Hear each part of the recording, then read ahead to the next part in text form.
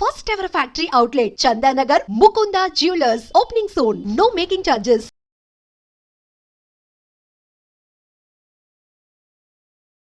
భూకంపాలు వరుస భూకంపాలు ఇప్పుడు అందరినీ భయపెడుతున్న పరిస్థితి. ఎస్పెషల్లీ ఇప్పుడు మయన్మార్ కావచ్చు, లేదంటే బ్యాంకాక్ అటువైపు ఏదైతే ప్రాంతాలు ఉన్నాయో అటువైపే మళ్ళీ భూకంపాలు సంభవిస్తున్నాయి. సో రాత్రి నిద్రపోవాలంటే కూడా భయపడిపోతున్నారు ప్రజలంతా కూడా ఇప్పుడు. ఎందుకంటే తాజాగా వీళ్ళందరూ గాఢ నిద్రలో ఉన్నటువంటి టైంలో ఇండోనేషియాలో మంగళవారం తెల్లవారుజామున 5.9 తీవ్రతతో భూకంపం అయితే సంభవించింది.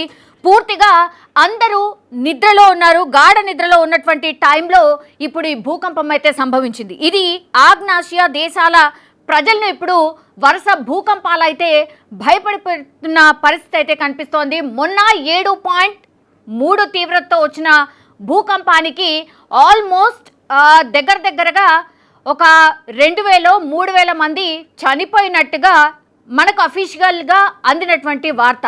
కానీ ఆస్తి నష్టం ఎంత పెద్ద మేర జరిగిందో మనం అందరం కూడా చూసాం. అట్లాగే ఈ భూకంపాలు సంభవించిన తర్వాత వరుసగా వార్తలు కథనాలు వస్తూనే ఉన్నాయి. ఎందుకంటే జనవరి నుంచి ఇప్పటి వరకు కౌంట్ చేస్తేనే కొన్ని పదుల సంఖ్యలో భూకంపాలు వచ్చినటువంటి పరిస్థితి. నెక్స్ట్ ఎక్కడ రాబోతోంది? భారత్లో రాబోతోందా? జపాన్లో రాబోతున్నాయా? ఇట్లా వరుసగా వార్తలు అయితే వస్తున్న పరిస్థితి కనిపిస్తోంది. 2025 చివరి వరకల్లా జపాన్లో అతిపెద్ద భూకంపం రాబోతోంది.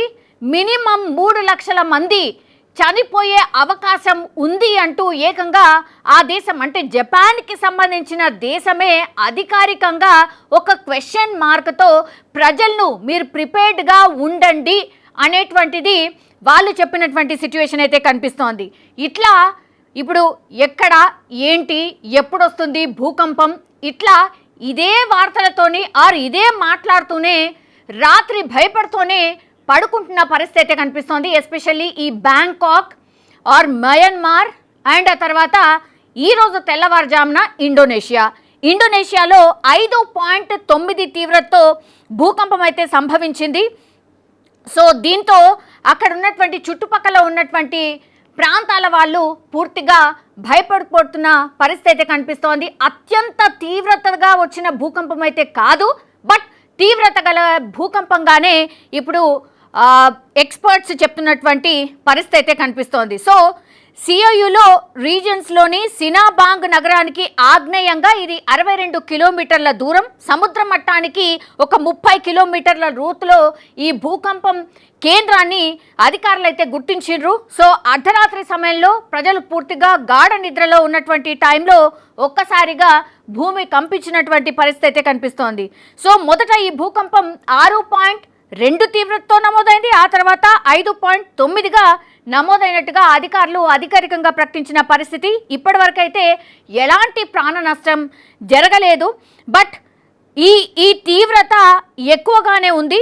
సో మళ్ళీ ఒక్కసారి 6.2, 5.9 తీవ్రతతో ఎప్పుడైతే భూకంపాలు సంభవిస్తాయో డెఫినెట్లీ మళ్ళీ కూడా ఈ ట్రీమర్స్ మళ్ళీ కనబడచ్చు ఆర్ మళ్ళీ ఎక్స్పెక్ట్ చేయొచ్చు అని అధికారులు ప్రజలను అయితే అప్రమత్తం చేస్తున్న పరిస్థితి అయితే కనిపిస్తోంది. ఇప్పుడు మొన్న మనం చూసాం ఒక 3000 నుంచి 4000 మంది సజీవ సమాధి అయిపోయారు. కొన్ని ప్రార్థనా మందిరాల్లో అయితే 300-400 మంది అక్కడే చనిపోయి అంటే కనబడినటువంటి సిచ్యువేషన్.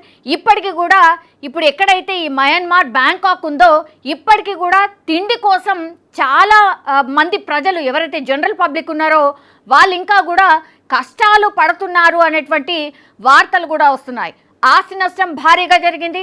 అట్లాగే ప్రజలు ప్రాణాలు కూడా చాలామంది కోల్పోయిన సిచ్యువేషన్ కళ్ళ ముందే, అది డే టైంలో జరిగినటువంటిది.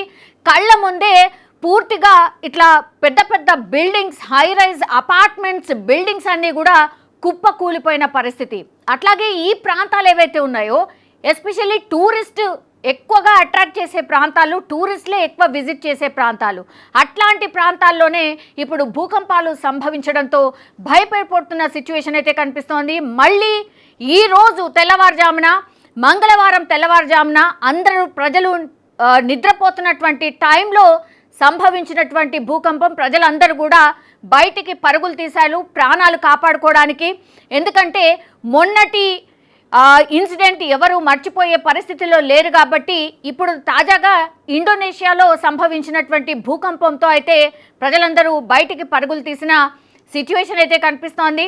అట్లాగే ఇంకా కూడా అధికారులు 6.2 5.9 తీవ్రతతో వచ్చిన భూకంపం కాబట్టి ఆఫ్టర్ ట్రీమర్స్ కూడా ఉండొచ్చు, కాబట్టి అప్రమత్తంగా ఉండండి అని ప్రజలకైతే హెచ్చరికలు జారీ చేసిన సిచ్యువేషన్ అయితే కనిపిస్తోంది.